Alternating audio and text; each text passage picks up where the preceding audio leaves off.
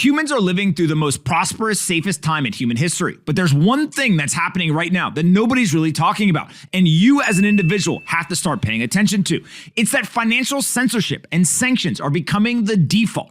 If somebody disagrees with a country, a company, or an individual, they start to actually sanction them. And somehow, as we've expanded the use of the terminology like terrorism, also financial sanctions are getting normalized. What used to be reserved for people that were enemies at war, now all of a sudden is being used over and over and over again. Just this week, here's a couple of examples. The United States is sanctioning Russia as they begin to invade Ukraine. China is sanctioning U.S. defense contractors for selling arms to people that they don't like.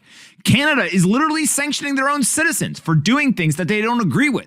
Financial censorship is becoming the standard, and individuals must wake up and start paying attention. Now, here's a little bit more about these specific examples. First, Canada. Anyone in Canada who supports or furthers the Freedom Convoy on Facebook, Instagram, Twitter, or any other social media platform is a target to have their bank accounts frozen and insurance policies nullified. That is absolutely insane. It's basically saying that the government is looking at anyone who dissents against their viewpoint, and they are going to use financial sanctions, literally a tool of war, to go and shut them up, to go and sanction them, to freeze their assets, to freeze their bank accounts. This is nasty, nasty stuff. Then if we look at China, China has gone after Raytheon and Lockheed because they've sold equipment and services to Taiwan. Now, of course, you expect a country to sanction another country, but the country to sanction individual companies or individuals. This stuff is getting pretty crazy. And so the quintessential example is the United States sanctioning Russia. We know that the United States has told Russia over and over and over again, if you invade Ukraine, we will sanction you. And that's exactly what's playing out now. Now, of course, I'm not here to judge who's right, who's wrong. I'm not here to judge whether sanctions should be put on or not. Ultimately, what we are seeing is that there is a movement in the world that every single country that disagrees with another country, that disagrees with a company, or disagrees with a citizen, they are now normalizing financial sanctions and censorship.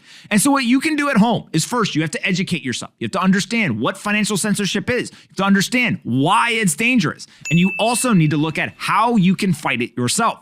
Ultimately, if you go down that journey, I think you'll arrive at Bitcoin. Bitcoin is a censorship-resistant technology. It's a decentralized digital currency that no one controls and no one can create more of it. No one can freeze your assets. No one can stop you from transacting in a peer-to-peer manner. Ultimately, Bitcoin is freedom technology. Bitcoin is the solution to financial censorship. And so my suggestion to you is go down the rabbit hole. Go learn about this technology.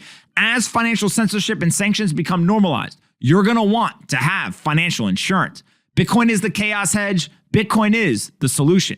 Bitcoin is inevitable, and you need to learn about it. Hey you, did you like this video? Great, we make 5 of them a day and post them here on this channel. Make sure you subscribe, like the video, and see you next time.